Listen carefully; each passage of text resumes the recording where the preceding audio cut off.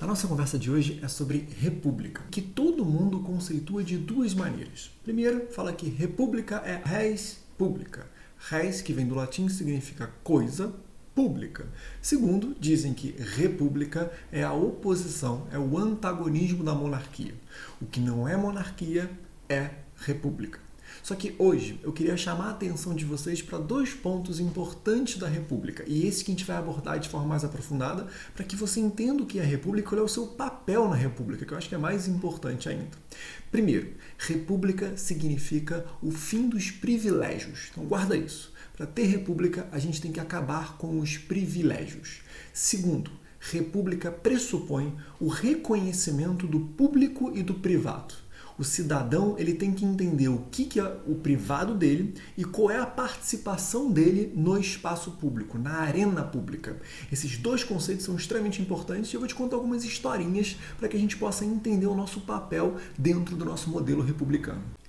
Quando a gente fala de república versus monarquia, a gente fica muito preso ao governo. Porque numa monarquia, o governo é exercido por hereditariedade. Lembra que existe um deus, uma divindade, que escolhe aquela família para governar aquele reino. Então essa é a lógica da monarquia. Já a república não. Na república, como a res república, o governante tem que sair do povo. Então o governante ele tem que vir do povo de alguma forma. Pode ser eleito ou podem ser outras formas de acordo com a teoria republicana. Mas eu queria que você fosse um pouco além disso. Na monarquia tradicional absolutista, não havia a separação do público-privado. Basicamente, o rei ele tinha o reino inteiro. Tudo que estava ali era do rei, como se fosse propriedade daquela família real. Não apenas as terras, que ele distribuía para os senhores feudais, como até as pessoas que estavam ali. Não havia privacidade, não havia o senso de privado como temos hoje. Tem uma história que é uma das mais bizarras de todas. Você deve ter visto um filme já chamado Coração Valente, com Mel Gibson, já viram? Então, esse filme Coração Valente conta uma lenda de William Wallace, que era um escocês subordinado, um súdito subordinado ao rei da Inglaterra. E William Wallace, ele perdeu os pais por causa de uma invasão das tropas inglesas. Então, os pais dele já tinham morrido por causa de uma arbitrariedade real inglesa.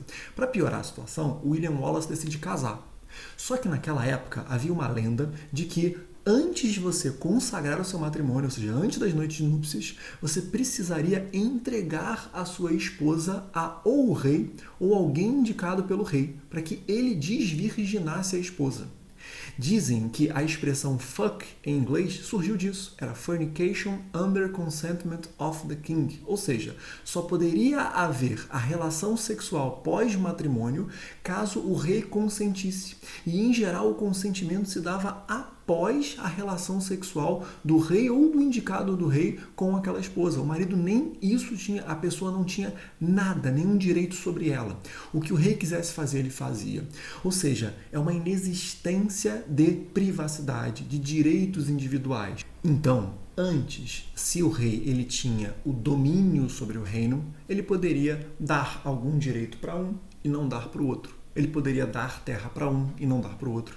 Ele poderia tirar a vida de um de forma arbitrária e não tirar de outro. Os direitos que ele fornecia eram a bel prazer do rei. Ele escolhia quem tinha direitos e quem não tinha direitos.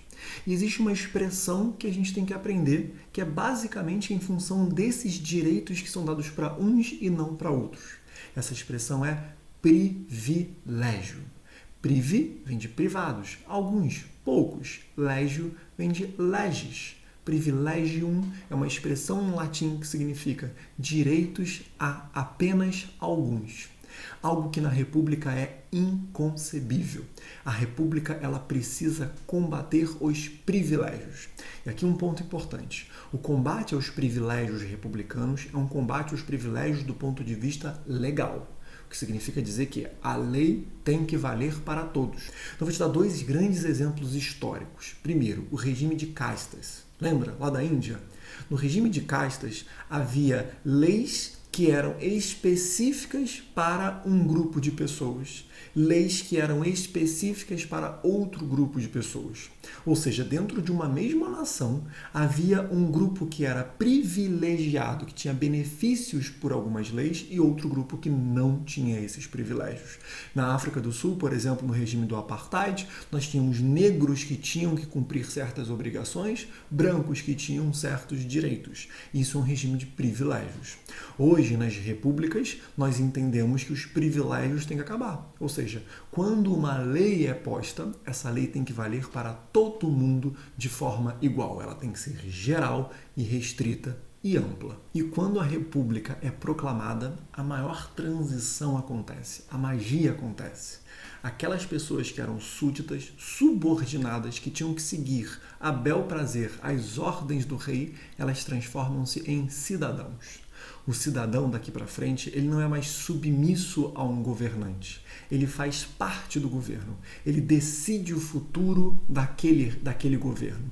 Então não é mais um reino, é uma república, não é mais um súdito, é um cidadão. Só que a participação do cidadão depende da compreensão de que ele sim tem a esfera privada dele, que deve ser defendida, protegida principalmente pelos direitos individuais, mas que ele também deve participar da esfera pública, porque ele faz parte da esfera pública. E aqui vem a parte mais bacana do nosso vídeo. É que eu gostaria que você ficasse atento. Eu vou contar algumas histórias, vou dar alguns exemplos para você ver como a gente tem uma visão um pouco equivocada da relação público-privado e como a gente tem que mudar a nossa postura em relação ao público. E por que nós precisamos amadurecer o nosso conceito, principalmente de público? Porque basicamente no Brasil, a gente imagina que público é aquilo que é do governo. Se público é aquilo que é do governo, público é aquilo que é realizado por políticos. E a maioria das pessoas tem uma concepção de que político é aquele cara que rouba. Então, se público é aquilo que é do governo, ou aquilo que administra o governo, e eu não sou do governo, não quero ser do governo, não gosto de quem rouba, eu não quero me misturar com o que é público, eu não quero participar do que é público. Essa é uma grande dificuldade que nós vivemos hoje. Só que a grande verdade é que você faz parte do público, você é um pedacinho do público. Então, eu vou te contar algumas histórias para ver se você consegue refletir sobre a sua responsabilidade em relação ao público. Bem, história número 1.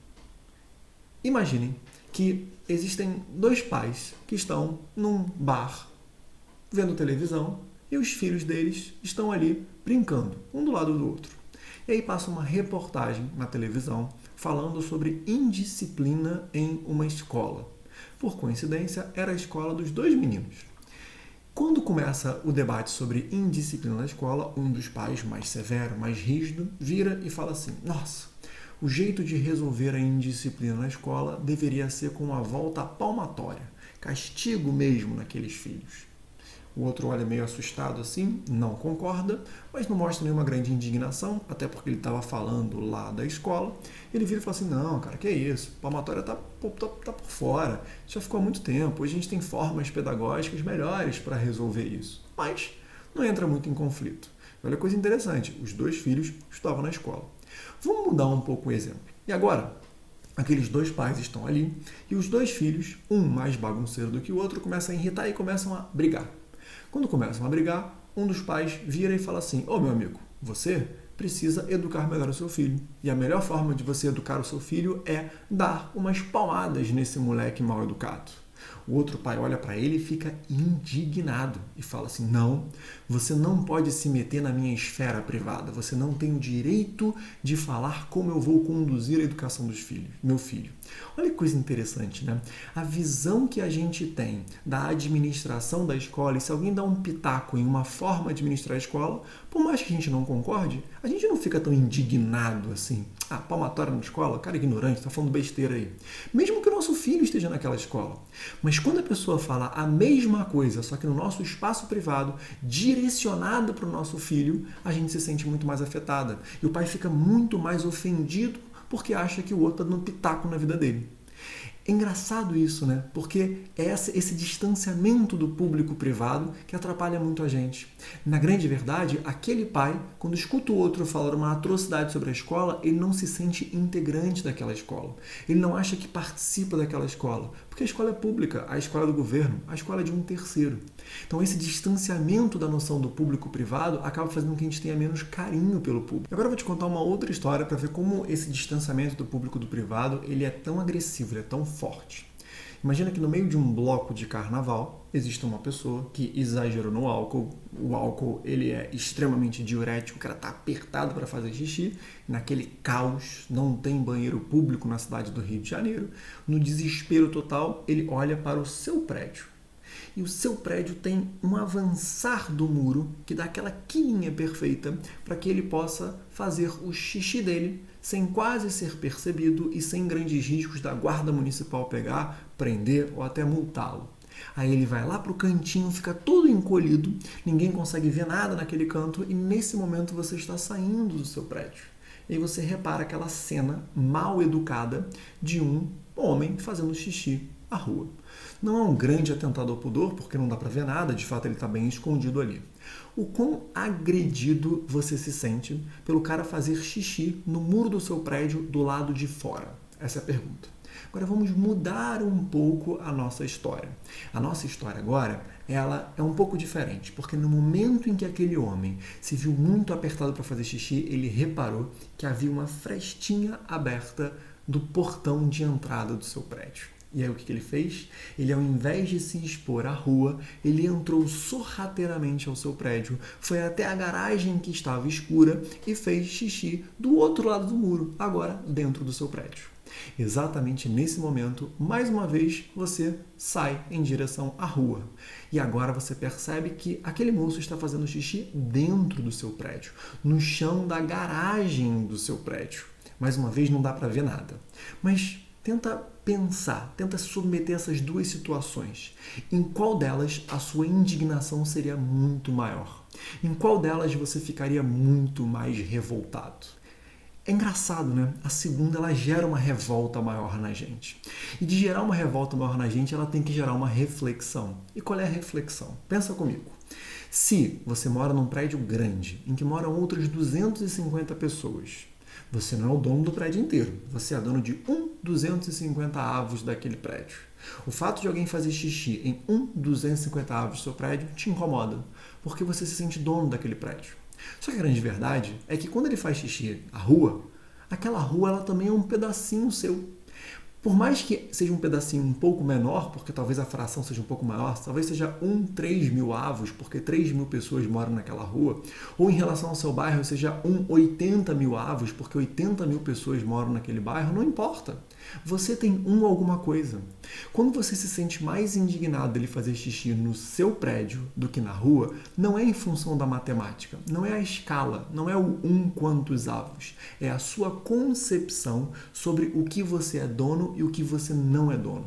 A grande verdade é que você não se sente dono do espaço público, mas você se sente dono de um pedacinho do seu prédio, mesmo que ele não seja exclusivamente seu, assim como o espaço público também não é exclusivamente seu. A grande verdade é que você está olhando o espaço público mais uma vez como se fosse algo de um terceiro, governado por alguém que faz algo que você não quer, que você não confia. Então a grande verdade é que nós precisamos reduzir esse distanciamento do público para o privado. Nós precisamos entender que o público, ele de alguma forma se mistura na esfera privada, porque o público pertence um pouco a você. O público é o somatório dos privados. Isso faria com que nós tivéssemos mais apreço aos bens públicos. Isso faria com que nós tivéssemos mais participação da gestão pública. Quando alguém depredasse o patrimônio público, a gente passaria a buscar defender mais o patrimônio público da mesma forma como os defende a nossa casa, o nosso prédio. Então, hoje, caso alguém jogue algo à rua, você tem que sentir tanta dor quanto se alguém estivesse jogando algo dentro da sua casa. Porque no final das contas, o que muda é a proporção. No final das contas, o que muda é a escala. Mas o público, ele não é dele, ele não é do governo, ele é nosso. Nós temos que ser responsáveis por isso.